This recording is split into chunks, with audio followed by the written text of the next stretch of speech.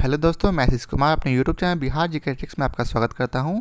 आज हम लोग भूगोल के अंतर्गत विश्व के स्थल रुद्र देश, विश्व के बंदरगाह और भौगोलिक यंत्र के सभी प्रश्नों को देखेंगे। यदि आप लोगों ने अब तक हमारा channel Bihar GK tricks subscribe नहीं किया है तो इसे सब्सक्राइब कर लें, साथ ही बेल आइकन को जरूर दबाएं। तो आइए वीडियो को स्टार्ट करते हैं। तो पहला प्रश्न है, क्षेत्रफल की दृष्टि से विश्व का सबसे बड़ा भू आवेष्टित देश अर्थात लैंड लॉक्ड कंट्री कौन सा है? तो इसका उत्तर है सी, कजाकिस्तान। अगला प्रश्न है, निम्न में से कौन एक भू आवेष्टित देश अर्थात लैंड लॉक्ड कंट्री है? तो इसका उत्तर है डी, युगांडा। अगला प्रश्न है, निम्नलिखित में से कौन एक भू आवेष्टित देश है? तो इसका उत्तर है बी अर्थात बोलीविया। अगला प्रश्न है, निम्नलिखित में से कौन एक स्थलरुद्ध देश है? तो इसका उत्तर है डी, उज्बेकिस्तान। अगला प्रश्न है, दक्षिण पूर्व एशिया का स्थल अवरुद्ध देश कौन सा है? तो इसका उत्तर है लाओस। अगला प्रश्न है, दक्षिण अमेरिका महाद्वीप के दो स्थल अवरुद्ध देश कौन से हैं? तो इसका उत्तर है सी, पराग्वे व बोलोविया। अब आइए चलते हैं अगले प्रश्न पर। तो अगला प्रश्न है, सर्वाधिक संख्या में स्थलरुद्ध देश किस प्रायद्वीप में है? तो इसका उत्तर है सी, अफ्रीका। अगला प्रश्न है, निम्नलिखित देशों में कौन सा एक स्थलरुद्ध देश है? तो इसका उत्तर है डी, जिम्बाब्वे। अगला प्रश्न है, निम्नलिखित में से कौन सा देश स्थलरुद्ध नहीं है? तो इसका उत्तर है बी, म्यांमार। अगला प्रश्न है, निम्न देशों में कौन सा एक स्थलरुद्ध है? तो इसका उत्तर है ए, बोलोविया। अगला प्रश्न है, निम्नलिखित देशों में कौन देश स्थलबाधित हैं? तो इसका उत्तर है डी अर्थात 1, 2 और 4 अर्थात अफगानिस्तान, हंगरी और स्विट्जरलैंड। अब आइए चलते हैं अगले प्रश्न पर। तो अगला प्रश्न है, विश्व के बंदरगाह से। तो इसका पहला प्रश्न है, मस्सावा बंदरगाह किस देश में अवस्थित है? तो इसका उत्तर है डी अर्थात इरिट्रिया। अगला प्रश्न है, निम्नलिखित में से कौन दक्षिण अफ्रीका का बंदरगाह शहर नहीं है? तो इसका उत्तर है डी, प्रिटोरिया। अगला प्रश्न है, अफ्रीका के रूम सागरीय तट पर कौन सा बंदरगाह है?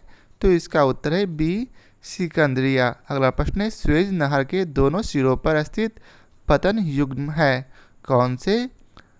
तो इसका उत्तर है सी अर्थात सुएज एवं पोर्ट सुई। अगला प्रश्न है, कौन सा बंदरगाह यूरोपोर्ट के नाम से जाना जाता है?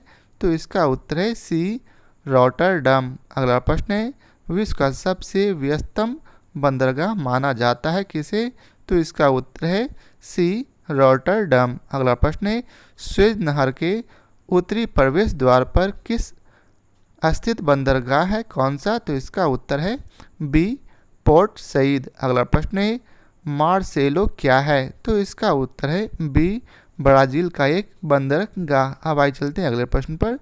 तो अगला प्रश्न है, निम्नलिखित में से कौन सा एक पत्तन गुजरात में पोत के तोड़ने एवं मरम्मत हेतु प्रसिद्ध है? तो इसका उत्तर है बी, पाटन। अगला प्रश्न है, निम्नलिखित में से कौन सा दक्षिण अफ्रीका का बंदरगाह नगर नहीं है? तो इसका उत्तर है बी, जोहान्सबर्ग। अगला प्रश्न है, निम्नलिखित में से किसे विश्व का कहवा पतन कहते हैं? तो इसका उत्तर है ए, सेंट्रोस। अगला प्रश्न है, निम्नलिखित में से किसे 5 सागरों का पतन कहा जाता है? तो इसका उत्तर है ए, मॉस्को। अगला प्रश्न है, यूरोप का सर्वाधिक महत्वपूर्ण बंदरगाह रॉटरडम किस देश में स्थित है? तो इसका उत्तर है बी, नीदरलैंड। अगला प्रश्न है, निम्नलिखित में से कौन सा जापान का सबसे व्यस्त समुद्री पतन है? तो इसका उत्तर है ए, याकोहामा। अगला प्रश्न है, चाबहार पोर्ट खालिस्तान में विकसित किया गया है? तो इसका उत्तर है बी, ईरान। अगला प्रश्न है, ग्वादर पतन किस देश में है? तो इसका उत्तर है बी, पाकिस्तान। अगला प्रश्न है, हम्बनटोटा बंदरगाह कहाँ स्थित है? तो इसका उत्तर है बी, श्रीलंका। अब आइए चलते हैं भौगोलिक यंत्र के सभी प्रश्नों को देखते हैं। तो इसका पहला प्रश्न है ओपिसोमीटर का प्रयोग किया जाता है किसमें? तो इसका उत्तर है सी दूरी मापन में। अगला प्रश्न है सापेक्षिक आर्द्रता के मापन हेतु किस उपकरण का प्रयोग किया जाता है? तो इसका उत्तर है बी हाइग्रोमीटर। अगला प्रश्न है उच्च तापमान के मापन हेतु किस उपकरण का प्रयोग किया जाता है? तो इसका उत्तर है सी पायरोमीटर। अगला प्रश्न है आकाश के नीलापन का मापन किस भौगोलिक यंत्र द्वारा किया जाता है? तो इसका उत्तर है ए साइनोमीटर। अब आइए चलते हैं अगले प्रश्न पर। अगला प्रश्न है विकिरण की तीव्रता के मापन हेतु किस उपकरण का प्रयोग किया जाता है? तो इसका उत्तर है सी एक्टिनोमीटर। अगला प्रश्न है पवन की गति निम्नलिखित में से किस यंत्र द्वारा मापी जाती है? तो इसका उत्तर है सी एनीमोमीटर। अगला प्रश्न है भूकंपीय तरंगों का मापन निम्नलिखित में से किस यंत्र द्वारा किया जाता है? तो इसका उत्तर है बी सिस्मोग्राफ। अगला प्रश्न है ऑक्टास मापनी का प्रयोग किसके मापन के लिए किया जाता है? तो इसका उत्तर है बी मेघाच्छादन की मात्रा। अगला प्रश्न है निम्नलिखित में से कौन सुमेलित नहीं है? तो इसका उत्तर है डी रोटामीटर का प्रयोग जलीय आर्द्रता मापन के लिए नहीं किया जाता। अब अगला प्रश्न है मानचित्र के विवर्धन एवं लघुकरण के लिए निम्न में से किस यंत्र का प्रयोग किया जाता है? तो इसका उत्तर है डी इनमें से सभी अर्थात ए पेंटोग्राफ, बी ईपीस्कोप और सी पेंटोग्राफिक कैमरा। अगला प्रश्न है कैलोरीमीटर से क्या मापा जाता है? तो इसका उत्तर है बी ऊष्मा की मात्रा। अगला प्रश्न है निम्नलिखित में से कौन सुमेलित नहीं है? तो इसका उत्तर है डी सौर विकिरण की मात्रा क्रोनोमीटर द्वारा नहीं की जाती। अगला प्रश्न है मोह पैमाना से निम्न में से किसका मापन किया जाता है? तो इसका उत्तर है बी चट्टानों की कठोरता का। अगला प्रश्न है नेफोमीटर से निम्नलिखित में से किसका मापन किया जाता है? तो इसका उत्तर है सी बादलों की दिशा व गति। अगला प्रश्न है ब्यूफोर्ट स्केल पर निम्न में से क्या दर्शाया जाता है? तो इसका उत्तर है बी पवन की गति। अगला प्रश्न है टी मापक अर्थात टी स्केल पर निम्न में से किसका मापन किया जाता है? तो इसका उत्तर है सी चक्रवातों की शक्ति का। अगला प्रश्न है लाइसोमीटर से निम्न में से किसका मापन किया जाता है? तो इसका उत्तर है डी मृदा से होकर नीचे जाने वाली अंतःस्रावी जल की मात्रा। अगला प्रश्न है निम्नलिखित में से कौन सुमेलित नहीं है? तो इसका उत्तर है सी एक्टिनोमीटर का प्रयोग पदार्थों की शीतलता मापने के लिए किया जाता है। ये बिल्कुल गलत है, बाकी सभी सही है। आगे है इग्रोग्राफ पर निम्न में से किसका संबंध प्रदर्शित किया जाता है? तो इसका उत्तर है ए जलवायविक दशाएं एवं फसलों का वर्धन काल का। अगला प्रश्न है सापेक्षिक आर्द्रता को निम्नलिखित में से किस ग्राफ पर दर्शाया जाता है? तो इसका उत्तर है बी क्लाइमोग्राफ। अगला प्रश्न है मानचित्र पर दूरियों को मापने के लिए निम्न में से किस यंत्र का प्रयोग किया जाता है?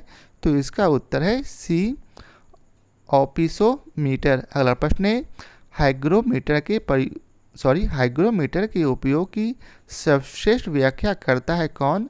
तो इसका उत्तर है बी वायु में आर्द्रता मापने हेतु। अगला प्रश्न है मौसमी दशाएं, शुद्ध क्षेत्रफल, सस्य काल आदि एक साथ दर्शाए जा सकते हैं? तो इसका उत्तर है बी इग्रोग्राफ पर। अगला प्रश्न है रिएक्टर स्केल का प्रयोग किसके मापने में किया जाता है? तो इसका उत्तर है सी भूकंप के झटके। अगला प्रश्न है रिएक्टर स्केल निम्नलिखित की तीव्रता मापता है? तो इसका उत्तर है ए भूकंप की। अगला प्रश्न है रिएक्टर पैमाने पर निम्नलिखित में से किसको मापा जाता है? तो इसका उत्तर है सी भूकंप की तीव्रता। अगला प्रश्न है बादलों की दशा एवं गति को मापने वाला यंत्र कहलाता है? तो इसका उत्तर है सी नेफोस्कोप। अगला प्रश्न है वायु में आपेक्षिक आर्द्रता मापने हेतु प्रयुक्त उपकरण है कौन सा? तो इसका उत्तर है ए हाइग्रोग्राफ। अगला प्रश्न है सिस्मोग्राफ क्या रिकॉर्ड करता है? तो इसका उत्तर है सी भूकंप की तीव्रता। तो ये आज के वीडियो का आखिरी प्रश्न था। आशा करता हूँ आप लोगों को हमारा यह वीडियो पसंद आया हो। यदि आप लोगों को हमारा यह वीडियो पसंद आया हो तो इसे लाइक और शेयर जरूर करें। फिर मिलते हैं नए चैप्टर के साथ। आज के लिए बहुत बहुत धन्यवाद।